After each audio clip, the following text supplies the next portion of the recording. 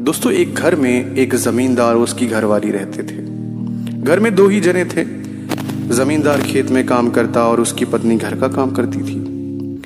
पति पत्नी दोनों ही गर्म स्वभाव के थे। थोड़ी थोड़ी बात पर दोनों में ठन जाती थी। कभी कभी तो घरवाली का बनाया हुआ खाना भी बेकार हो जाता था। अब एक दिन घरवाली अपने रिश्तेदार के यहाँ चली गई। वहां उसे एक बुजुर्ग औरत मिली। बातों बातों में जमींदार की घरवाली ने बुजुर्ग औरत को बताया कि मेरे घरवाले का मिजाज बहुत चिड़चिड़ा है। वे जब तब मेरे से लड़ते ही रहते हैं। कभी कभी इससे हमारी बनी बनाई रसोई बेकार चली जाती है। बुजुर्ग महिला ने कहा, यह कोई बड़ी बात नहीं है, ऐसा तो हर घर में होता रहता है। मेरे पास इसकी एक अचूक दवा है। जब भी कभी तेरा घरवाला तेरे से लड़े तब तुम उस दवा को अपने मुंह में रख लेना। इससे तुम्हारा घरवाला अपने आप चुप हो जाएगा। बुजुर्ग महिला अपने अंदर गई, एक शीशी भरकर लेके आई और उस औरत को दे दी। जमींदार की घरवाली ने घर आकर दवा की परीक्षा करना शुरू किया।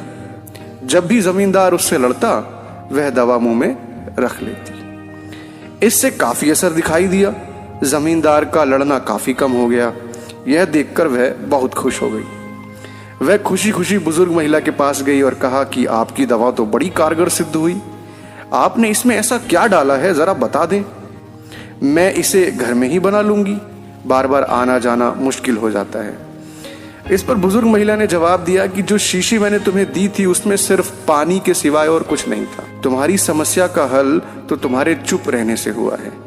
जब तुम दवा यानी कि पानी को मुंह में भरकर रख लेती थी तो तुम बोल नहीं सकती थी, और तुम्हारी चुप्पी को देखकर तुम्हारे घरवाले का क्रोध भी शांत हो जाता था।